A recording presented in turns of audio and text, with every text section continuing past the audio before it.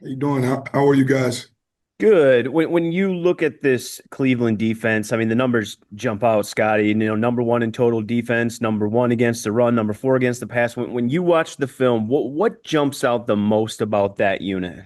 The super talent. They got talent on every level at the defensive line position, at the linebacker position, at the safety and corner position. So what you see is that you have to be, first of all, you got to stay on schedule, but at every level you have to be right. We can't just block on one level this week and it springs a run, or can't just protect and expect to get open. Now we got to do it all at once and just collectively throughout the entirety of the game. But what we see is not just people know everything, of course, about their tremendous ability to rush the passer from the edge.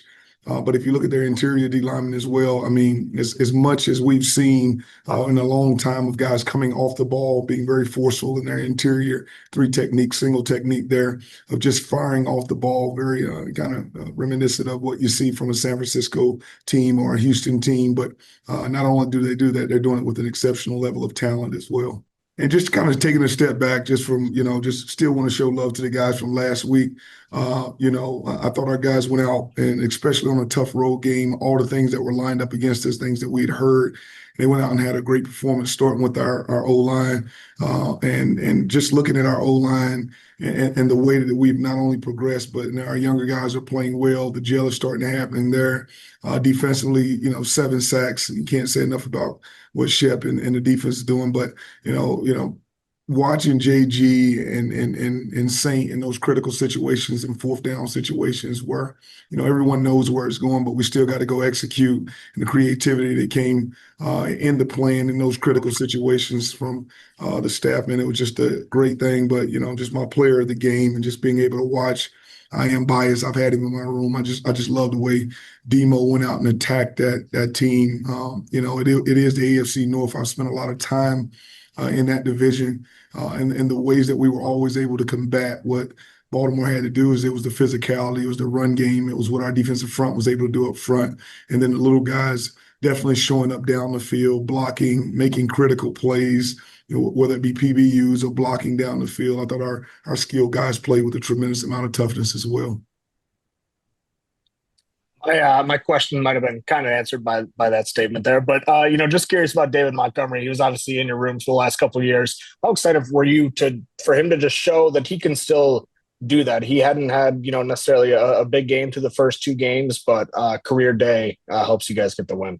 Yeah, no doubt. That was his type of game. It's his type of, that's his environment, physical, but also being able to show his skill and speed. There were some great reads in there. I thought, he used blocking downfield in the interior. There was some really high level runs that he made, and one where he was pressing the line of scrimmage. A lot of times backs will get off of their second step, but he pressed it all the way through his third outside step and then was able to get it vertical, which made the creases on the inside and being able to get to the backside and run a lot easier. Just really impressed with the way he saw it all. Protection wise, he was phenomenal. He's playing at a high level right now. He's played that way for the last couple of weeks, and now he just, he really got to showcase his talent with those explosives. Reiner. Yes. Hey, Scotty. Can you speak to the importance of play sequencing in this offense? How you guys set up plays essentially by running out of the same formations and personnel packages? Yeah, I mean, a lot of people, of course, most coordinators, most offensive staffs schematically are, trying to, put together a scheme that complements each other, whether it be the run action pass, even the drop back pass connected to the screen world. For us, it's gotten even a step bigger a few years back, and we continue to grow it. It's not just, we know that teams across the league are watching offensively what we're doing and defensively what we're doing. So now we do get the benefit of creating some of these tendencies not only from this year, but from years past, and creating these tendencies. And we do a tremendous amount of research as a staff on the tendencies that we've created, and not only the tendencies that we've created this year, but going in years past, and the things that we can do off of them. And some of the tendencies also that the people have created playing against our opponents. So it's just something that not only happens in game, but it's now starting to happen week to week and then even year to year. And how much, I mean, has that evolved based on the fact that, I mean, all these guys have been in the system for 3 years. I mean, and you can do more potentially. Yeah, we can. One of the things that happens not only when you have guys in the system, but when you do have guys playing at a high level, when you have great players in those pivotal positions like tackle, like quarterback or receiver, backs to keep it clean, is that now we don't have to cook it as long, right? We don't have to simmer it. Sometimes, when you're getting a lot of these plays and you're trying to put stuff together, even in our base game plan, now the simmering process happens a lot quicker, man. Maybe we can get a play ready to go in a couple of weeks. Whereas when you're dealing with a new team, new personnel, new coaches, sometimes you can cook a play 6, 7, 8 weeks. And then sometimes you still have to cook it for 2 or 3 years and it shows up all of a sudden and it works out for you. So, but the best thing now is that we have the ability with the guys in our system and the talent that's in our system. If we do see something that we can take advantage of, I mean, we were able to do that in week two. We needed a play in week two, and I was actually able to just draw it up on the sideline for the skill guys, and we were able to go out and execute it in an in-game situation for an explosive. So that's one of the benefits of having guys in our system. Thanks. Eric. Hey, what's up, Scotty? How you doing, man? Doing great, man. How are you? Congrats on the win, man. I got my question is more so not necessarily for the team right now, but everybody knows the significance of what some of the legends like Barry Sanders have had on this organization. Just for yourself to see the organization continue to honor him, continue to be around. What has that done for this organization? Just having a guy like Barry Sanders around, or you got any stories or any memories or anything you could share just from having him around and experiences with him with this team and this current roster right now? Yeah, man, it just creates a certain level of pride. I always thought, I didn't know the power of, former players until I was a coach in Pittsburgh. And, you would come to the locker room and the guys that would walk through the locker room, they just set a certain standard. You knew that you had to be physical, you had to be tough because these men were walking through the locker room or they were on the sidelines. I think when you have a guy like Barry around and you have Megatron come around, you have Herman Moore, like you have these guys showing up, Lomas, all these guys around, we know what greatness looks like, right? And greatness doesn't happen on, just happen on Sundays because they're able to be around. They're seeing how we practice. They see how we move. Jameer, he gets to go to, the Bye Bye Barry documentary with us all, with our families, and we're all watching there. And it was a tremendous ability for him to see what greatness looks like. And now, the barometer for what a great player is maybe changed from one of the top 15 backs, in the league to absolutely having the best back in the league to ever play the game in the same building with you. So your standards they change quickly when guys like that are around. Not only that, but just the type of human that he is, the way that, how modest he is, but also his standard for doing things the right way. So our guys are really, really blessed to be able to have him around, just like the rest of our guys that are the former players, that even the guys that I didn't, talk about that come around. It's good to have them here, man. It feels like family. Dave. Hey, Scotty, I got two things for you at first, and I'm sorry I missed the very beginning of your statement, so you might have covered some of this, but can you just share some impressions on Cleveland's defense and especially that front, some of the things they're able to do up there? Yeah, a lot of people just when they talk about Cleveland, a lot of people focus on what's happening on the edge, right? Their ability to rush the passer. But like I said earlier, our main focus is not just the edge. Of course, a lot of respect for the edge players. But when you look at their interior and how they're piercing their defensive tackles pierce the line of scrimmage, man, it really, we really have to. One thing that we have to get off the ball. I mean, we have to be tremendous in our pad level. We know that. But what they do is they put pressure on you in the pass game and in the run game.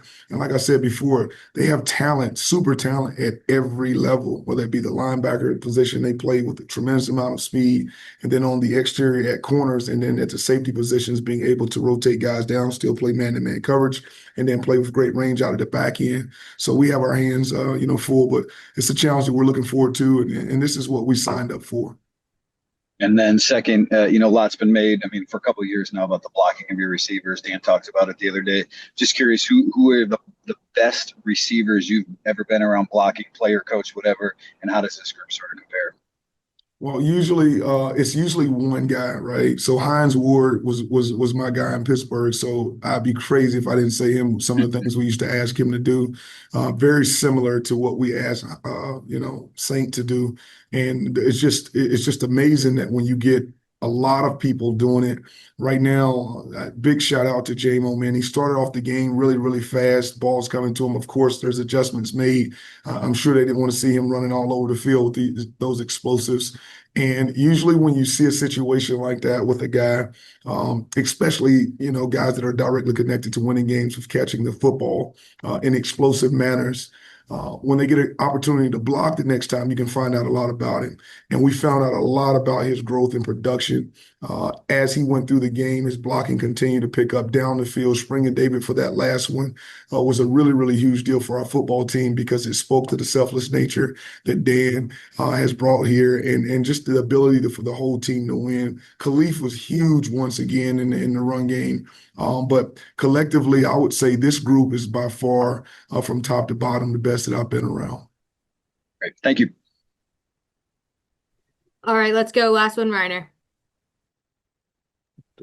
Yeah, Scottie. Hey, how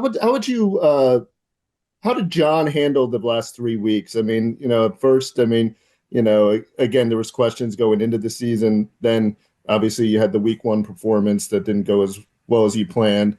And then obviously the last 2 weeks he's, looked at as, this kind of play calling genius. So, I mean, like, how has he processed this whole experience the last 3 weeks? And from your standpoint, you've been a play caller yourself. I mean, what is that like to go through where you go through the highs and lows of how you're evaluated from the outside? Yeah, it's much more different on the inside of the building than it is the outside of the building, right? We haven't seen much change in the way that we go about, our planning and our doing the things that we do. Of course, we don't put our heads in the sand. I think that's a motivating factor for all of us. But I think that what he, has been able to really, really focus on is just his job and understand that the people around him are going to try to do as much as we possibly can to support him in the direction that we're going with our offense. And that's what's happening. I mean, he's working his butt off. I mean, he barely sleeps. Collectively, we do a lot together. But he's doing a tremendous job. I don't think that, he's riding the highs and lows, which is what you have to stay very calm in that position. And what he did is, we haven't changed. His personality, mentality hasn't changed when we were going through whatever everyone thought we were going through in game 1. And then now we're still fighting our butt off in game 4. So I think the same mentality is that mentality of grit. You can't let people too close to your headspace, whether you're winning or whether you're losing, whether you're putting up 500 yards or you're putting up 200 yards. You have to keep your headspace clean because we got to give our players the best opportunity to win. And that's exactly what he's trying to do. One quick last one, Will, and then that's it for today. Hey, Scottie, you mentioned J-Mo's block on D-Mo's touchdown. I don't think he had seen a pass since the first quarter. A lot of receivers in a case like that can begin to pout, begin to disengage. Just how much do you appreciate the fact that he's still committed to his other assignments late in the game, having not seen the ball come his way since the first quarter? That's our room, right? I mean, that's our room. Last week, he didn't get started early, right? And he had to be in the run game. And then he ended up finishing the game, with 2 explosive catches. This year, he started and it just looked like he was about to take off. And it was going to be the J-Mo show, and hopefully we'll see that coming soon. All right, but he moved into the second half of the game. Then he had to pick it up the other way. So, but I think it's a credit to the room. I think it's a credit to Saint. I think it's a credit to Leaf. The selfless nature that goes in, the guys knowing they're going in to get a job done. It doesn't necessarily have a stat connected to it. I mean, there's no great block stats. And that is, the one stat that is a team stat, which is that touchdown is a team stat. The yardage that we gain right there is a team stat. And it's always directly connected to the effort of people in our offensive front, at our tight end position and the receiver position sometimes that you never even hear of. So we're really, really excited about how he finished the game. And then now let's go play a game next week that we can be proud of as well.